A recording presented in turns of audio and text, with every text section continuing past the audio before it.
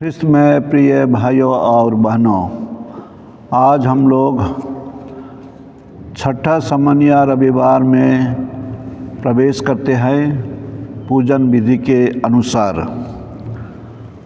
आज के पाठ हम लोग सुनेंगे। पहला पाठ में यिर्मयाह नबी का ग्रंथ 16 अध्याय वचन संख्या 5 से 8 तक, और दूसरा पाठ है पहला कोरिन्थियों के नाम संत पौलुस का पत्र 15 अध्याय 12 और 16 से 20 वचन संख्या।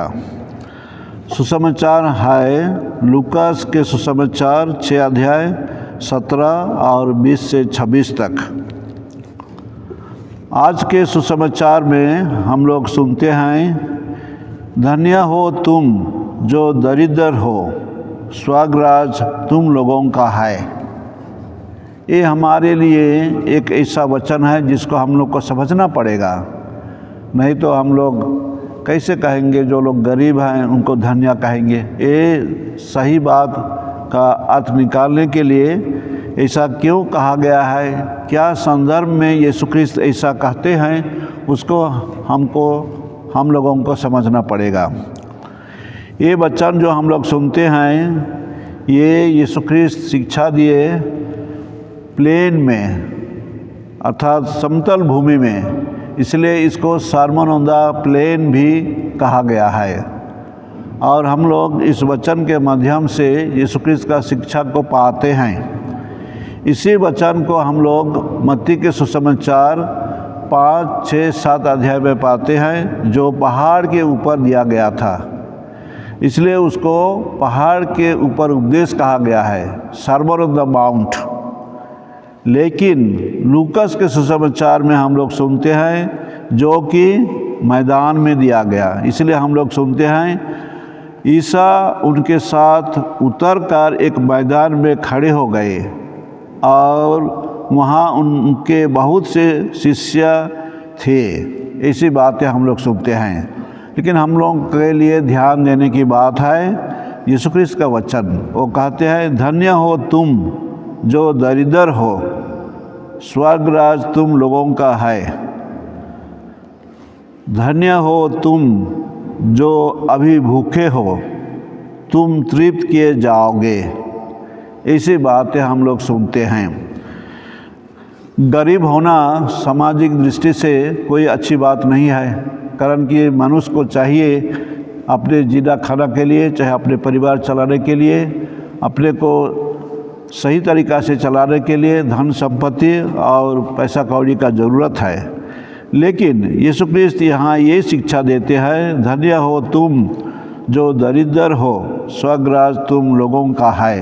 अर्थात जब एक व्यक्ति अपने जीने के लिए, विश्वास का जीवन में जीने के लिए ईश्वर आधारित रहता है, ईश्वर से अपना संबंध को जोड़ देता है और ईश्वर के इच्छानुसार में चलता है, और जब वो सही तरीक़ा से चलता है तो हम लोग कहेंगे वो धन्य है। कारण कि सब कुछ ईश्वर से ही आता है। हमारे जीवन, हमारे स्वास्थ्य, हमारे धन संपत्ति, हमारे बेटा बेटी लोग, हमारे घर दूरा, चाहे बिजनेस, चाहे काम जो करते हैं, सब कुछ ईश्वर से जुड़ा हुआ है।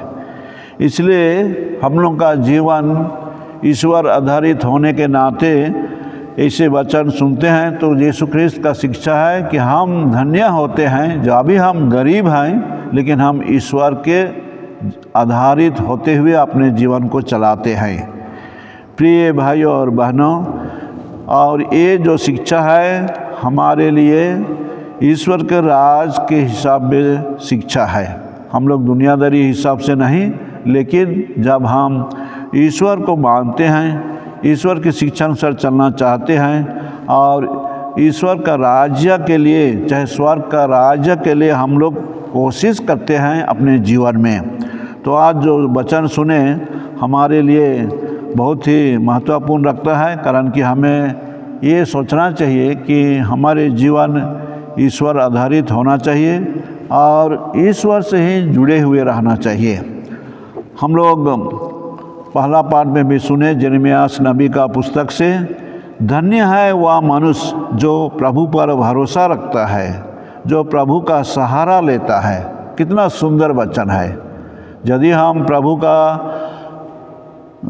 के पास भरोसा रखते हैं, उसी से हम विश्वास करते हैं और उसी से हम सहारा लेते हैं, तो हम लोग जीवन में सफलता पाएंगे। हम लोग सफल पाकर हम लोग आगे बढ़ेंगे। इसको तुलना करके कहते हैं, एक छोटा पेड़, छोटा पौधा मरुभूमि में जो रहते हैं, वे बिना पानी, बिना कहेंगे अच्छे ज़मीन होने के कारण वे मर जाते हैं। लेकिन यदि वे अच्छे जगह पर रहते हैं, जहाँ पर पानी का स्रोत है, तो वो लोग, चाहे वो पेड़ कहेंगे हरा भरा रहता है और साल में मौसम में वो फल देता है। हम लोग सुनते हैं प्रभु का वचन से ही, वह मरुभूमि के पौधे के सदृश है जो कभी अच्छे दिन नहीं देखेंगे। कौन व्यक्ति? जब हम लोग ईश्वर से विमुख हो जाते हैं। जो निरे मनुष्य का सहारा लेता है, जिसका हृदय प्रभु से विमुख हो जाता है, वह मरुभूमि में के पौधे के सदृश है जो कभी अच्छे दिन नहीं देखता। वह मरुभूमि के उत्तप्त स्थानों में, नूनखारी और निर्जन धरती पर रहता है। लेकिन जो मनुष्य ईश्वर से जुड़ा हुआ रहता है, वो अलग होता है। वो प्रभु से सहारा लेता है और वो फल देता है। उसे मनुष्य को कहा गया है, वह जल स्रोत के किनारे लगाए हुए वृक्ष के सदृश है, जिसका जड़ पानी के पास फैली हुई है। वह कड़ी धूप से नहीं डरता, उसके पत्ते हरे भरे बन जाते हैं। सूखे के समय उसे कोई भी चिंता नहीं होती, क्योंकि उस समय भी वह फलता है। प्रिय भाइयों और बहनों, आज का प्रभु का वचन हमारे लिए तुलना करके बताया गया है। एक छोटे पेड़ का, चाहे पेड़ को हम लोग जल स्रोत के किनारे लगाते हैं तो पानी का फ़ायदा लेते हुए पेड़ अच्छा बढ़ता है, फल देता है। वैसे ही हमारे ख्रिस्तीय जीवन में, विश्वास का जीवन में, यदि हम ईश्वर आधारित रहते हैं, ईश्वर से जुड़े हुए रहते हैं, तो हम लोग ईश्वरीय दृष्टि से हम लोग फल लाते हैं, चाहे हमारा जीवन सफलतापूर्ण होता है।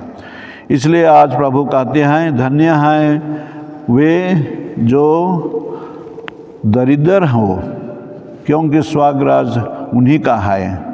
हम लोग यहाँ देखते हैं, ये उपदेश में, शिक्षा में, जो गरीब हैं वो धनी बन जाते हैं, जो रोते हैं वे खुशी हो जाते हैं। ऐसे ही अलग अलग परिस्थिति का कहेंगे बदलाव होता है, यदि हम प्रभु से मिल कर रहते हैं, प्रभु के अनुसार हम लोग चलते हैं। आज प्रिय भाइयों और बहनों, हम लोगों के लिए प्रभु का वचन यही है कि हम अपने जीवन को प्रभु के साथ जोड़े हुए रखेंगे और उनके शिक्षा के अनुसार हम लोग चलने के लिए कोशिश करेंगे। आज के सुसमाचार में, आज के दूसरा पाठ में हम लोग सुनते हैं संत पौलुस का चिट्ठी से, वहाँ हम लोग पुनरुत्थान के बारे में सुनते हैं। यदि हमारी शिक्षा यह है कि मसीह मृतकों में से जी उठे, तो आप लोगों में कुछ या कैसे कहते हैं कि मृतकों का पुनरुत्थान नहीं होता। अर्थात यहाँ संत पौलुस दिखाना चाहते हैं, यीशु ख्रीस्त सचमुच में पुनरुत्थित हुए थे, इसलिए वे हमें नमूना दिए हैं और हम लोग भी वैसे ही उनको अनुकरण करते हैं, हम लोग भी पुनरुत्थित होंगे। और यीशु ख्रीस्त का पुनरुत्थान हमारे लिए एक नमूना है, वैसे हम लोग को करना है। आज का दूसरा पाठ का अंतिम भाग में हम लोग पढ़ते हैं, यदि मसीह पर हमारा भरोसा इस जीवन तक ही सीमित है तो हम सब मनुष्यों में सबसे अधिक दयानीय हैं। किंतु मसीहा सचमुच मृतकों में से जी उठे। जो लोग मृत्यु में सो गए हैं उनमें वह सबसे पहले जी उठे हैं।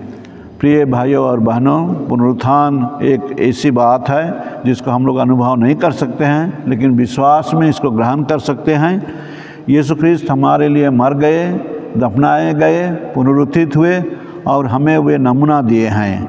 इसलिए हमें विश्वास करते हुए जीवन में आगे बढ़ना है, यही बात को लेकर।